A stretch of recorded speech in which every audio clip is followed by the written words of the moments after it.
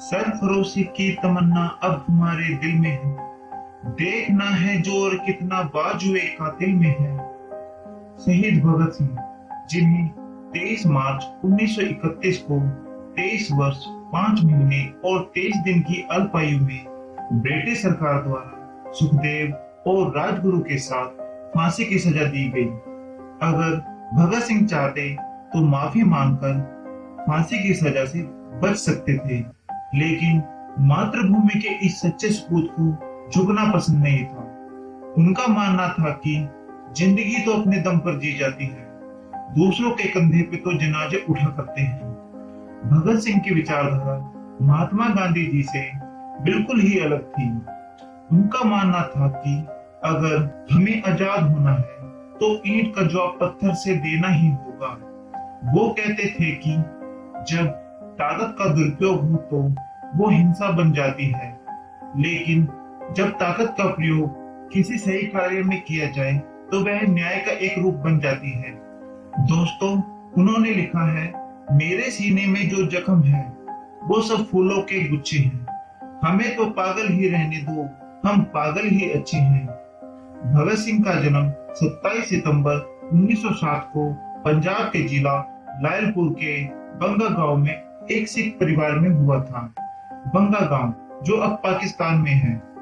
भगत सिंह का जब जन्म हुआ था तब उनके पिता श्री सरदार किशन सिंह और उनके चाचा अजीत सिंह और स्वर्ण सिंह अंग्रेजों के खिलाफ खड़े होने के कारण जेल में बंद थे।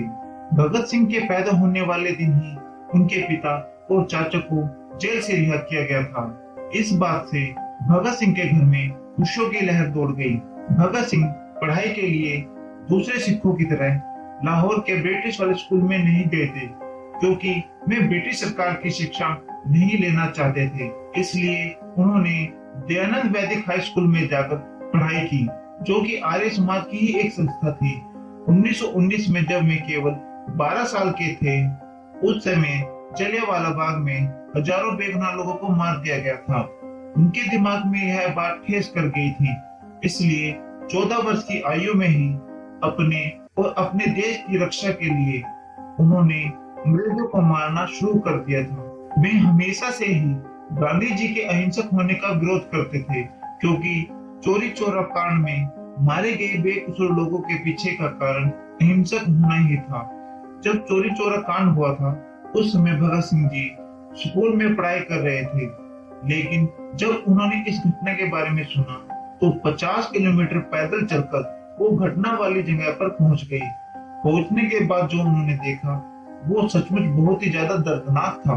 भगत सिंह ने उन शहीदों का बदला लेने की ठान ली और खून से सनी हुई मिट्टी मुट्ठी में भरकर घर ले आए।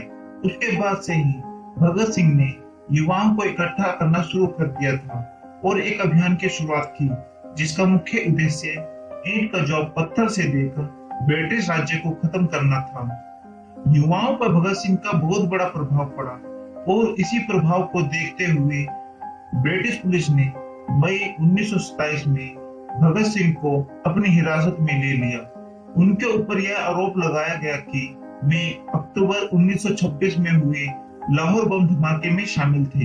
हालांकि हिरासत में लेने के कुछ हफ्तों बाद ही उन्हें जमानत पर रिहा कर दिया गया था। ब्रिटिश सरकार मजदूरों के विरोध में एक बिल पारित करवाना चाहती थी, क्योंकि उन्हें भारतीय आम लोगों की परेशानियों से कुछ भी लेना देना नहीं था। लेकिन भगत सिंह, चंद्रशेखर आजाद और उनके दल को ये बिल्कुल भी मंजूर नहीं था कि देश के आम इंसान, जिनके हालात पहले से ही गुलामी के कारण खराब हो रखे हैं, वो और भी खराब हो जाए।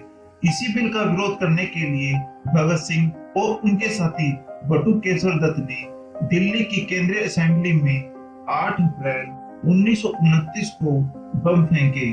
बम फेंकने का मकसद किसी की जान लेना नहीं था।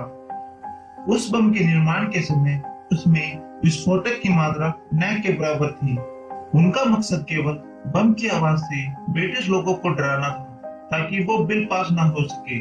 बम फेंकने के बाद भगत सिंह और उनके साथी ने अपनी इच्छा से गिरफ्तारी दे दी थी, ताकि यह बात पूरे देश में फैल जाए और देश के अन्य भाग के लोगों के अंदर भी स्वतंत्रता की भावना पैदा हो सके।